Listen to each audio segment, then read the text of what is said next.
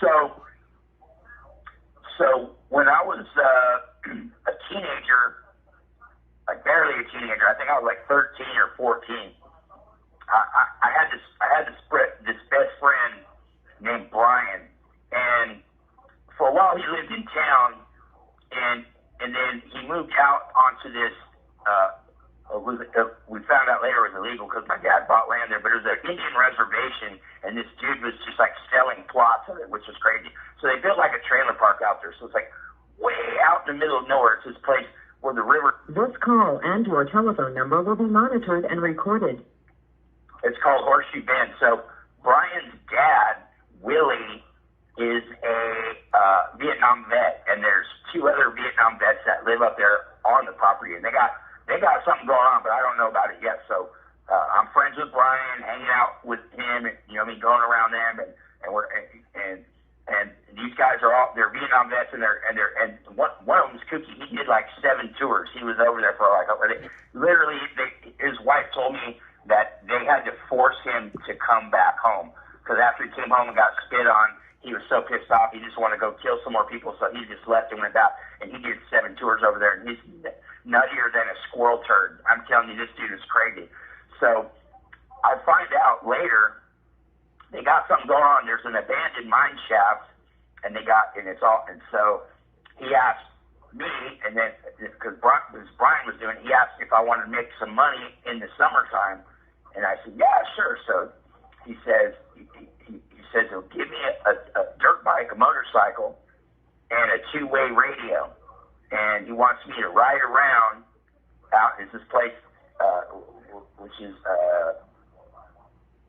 out by Horseshoe Bend, and he wants me to ride around, and if I see anybody, I'm supposed to radio in. Well, the whole time I did that, I never seen anybody. So that's what I'm doing for a while and doing stuff. And so I'm one of those kids that's kind of, I like to learn stuff. I like to see how stuff works. I try to understand things.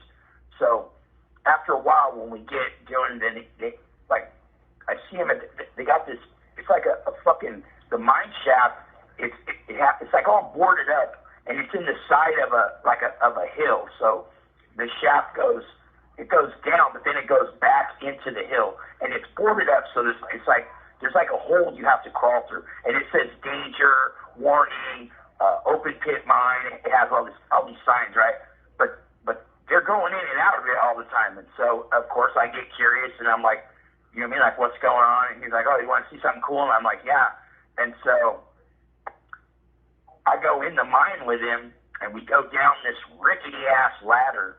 But when we get down to the rickety bottom of the floor where the ladder stops, hey, there's like, you know, when you go into, well, it's like when you, it's a laboratory. It's like a sealed fucking laboratory. It's got like a clean room where you go and you change. And you decontaminate. It's crazy. So they got a full-blown lab with ventilation system and the whole chacharoni underneath the ground, and you can't even tell it's there. And they're cooking fucking pounds of methamphetamine. So I start learning a little bit about chemistry, and Kelly and Kevin are the other 2 Vietnam vets. They all met in Vietnam. And Willie was a chopper pilot for the first air cab, and he used to take them on missions. And when they all got back, they decided that they were going to hook up, and they did. So they got this spot out in the desert, and they're cooking fucking, pounds of dope, like literally 5-gallon buckets of methamphetamine. Dude had a paint truck, and it was fake. He wasn't a painter, but all the 5-gallon buckets were full of speed.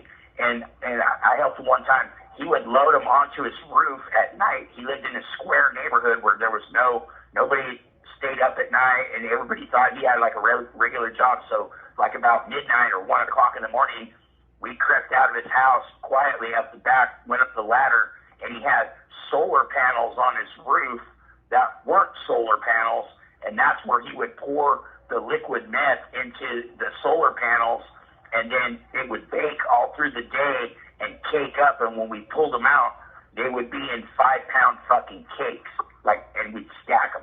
So, like a few 100 pounds. So they got a big lab going, right? So I'm learning a little bit. He's teaching me about high explosives and chemistry and stuff, and then there, I mean, this is where I really get introduced into the whole militia thing, because he's making us like train. He's making us run up this hill and timing us. He's got us doing all this crazy crap, right? So this one time, they're in the shop, which is it's not over by the mine shop, but there's a shop and there's like shelves and it's where he keeps certain chemicals and different things. It's like a shop, you know what I'm saying? So they're in the shop and I'm in the shop, and they don't really know I'm there, and he's talking to this guy, and he goes, hey, check this out, right? And he reaches up on this shelf and he grabs this jar and he opens it, and he tells the dude, take a whiff of this. And the dude smelled it and fell on the ground dead that fast. And dude put the cap back on it and put the stuff on the shelf and grabbed dude by his feet and started dragging him. And then he saw me. And then he got pissed. And he was like, you wanna be involved? You wanna see what's going on? He goes, come on, give me a hand. And so I was like 14, and I was like, wow, this is crazy. I mean, it was crazy. So I grab a leg, he grabs a leg, we pull the dude out. We take him out by the back of the shed, and he's got a 55-gallon drum. And but he's telling me what he did to the dude. So he's telling me, he goes, that's 60-40 monohydrate methylamine. He goes, if you inhale it, it will cause acute renal failure immediately, shut your fucking whole kidney system down and kill you.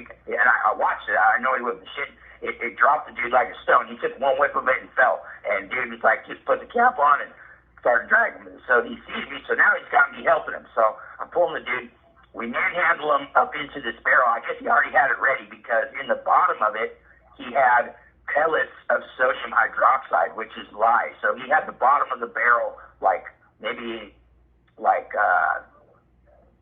or 16 inches deep of sodium hydroxide pellets. And we manhandled the dude in there face first. We stick his face down on the low part, and his feet are sticking out. And then we cram all his legs in there. We cram his feet in there, cram his legs in there. And then he puts the top on the barrel and clamps it down, and then unscrews the there's one part that's like a little hole, and he tells me, be careful and fill that up with water.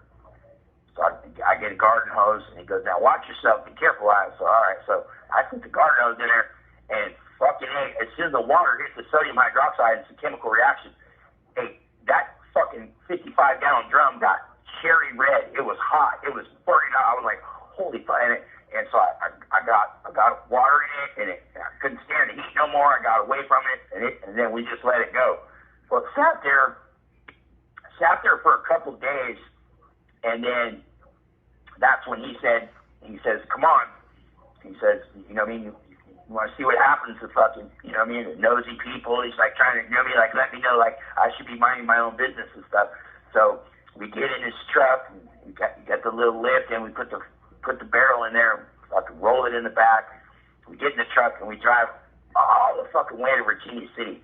And now to get to Virginia City from Horseshoe Bend, which is on the way to Topaz, Lake Topaz.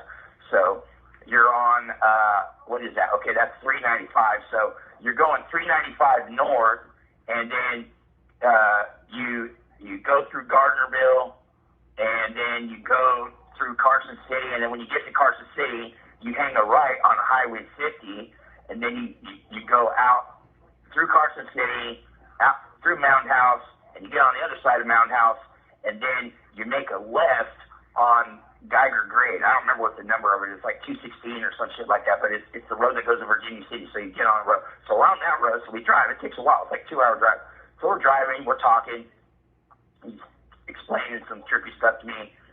We get to the spot, and it's like we pull off the road, and it's just right there. It's just right there off the road. we pull off, and then it kind of dips down like a gully a little bit, and then it flattens out, and then there's like a concrete pad. You can see it. It's like a fucking square concrete pad, and it has a big circular hole in it that's huge. It's like a big hole, and it's fenced around it, but the fence is all like, it's hella old. It's like barbed wire. It's dilapidated, and there's like no trespassing signs and warning, open pit mine, and the same as Virginia City, there's mines everywhere. So we roll the barrel out of the truck, it hits the ground, bam, rolls down the little gully, and then we roll it, we push it to the concrete pad, and then we manhandle it. The fucking thing weighed a lot too, so we manhandle it, and we get it by the hole, and he goes, hey, you want to see something cool? And I'm like, yeah. And he goes, unscrew that cap. He goes, don't let none of that splash on you, right? So I unscrew the cap, yank it away, and like gray muck came out. That was it. It was just gray muck. There was no bones. There was no chunks. There was just gray, like sludge. And he's telling me that you can't even get a DNA. You can't even tell that was a human being. You can tell it's organic matter. Like if the cops tried to test it, he goes, they can tell you it's organic matter, but they can't tell you what it is. So it just totally broke him down. It literally broke him completely down. And we didn't dump him, like poured him out. He just poured some of him out to show me what it looked like. And then he kicked the barrel down into the hole, and it fell. And like before he kicked the barrel down the hole, though, he had me drop a rock down there. I never heard it hit the bottom. I shined a flashlight down there. I couldn't see nothing. I dropped a rock. I never heard it hit the bottom. This call and your telephone number will be monitored and recorded. You have 60 seconds remaining. He told me that shaft was a quarter of a mile deep. So when he kicked the barrel in, it like bounced off the side, and it was gone, and it was vanished. So I know, and then later on through my life, I've known of other bodies that I know got put in, but that's one that I helped put in there for sure. I know that motherfucker's in there because I dumped him in there myself, and that's like everybody knows that spot. All the bikers and all that's like everybody knows. You don't want to end up in that spot because that means you did something you wasn't supposed to. Took a little bit of time, but I found the mine. Now, trust and believe, I want to walk right up to it, try to climb that fence and look down that hole. But it looks like they capped the mine, but that's a long way down. And no telling how many bodies are down that well. So if you're ever off of Highway 50 going up towards Virginia City, when you look to your right, just remember, I took you there. Okay, guys, Lamont at large.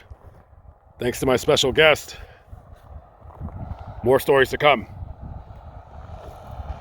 Catch up with you on the next episode. Peace out.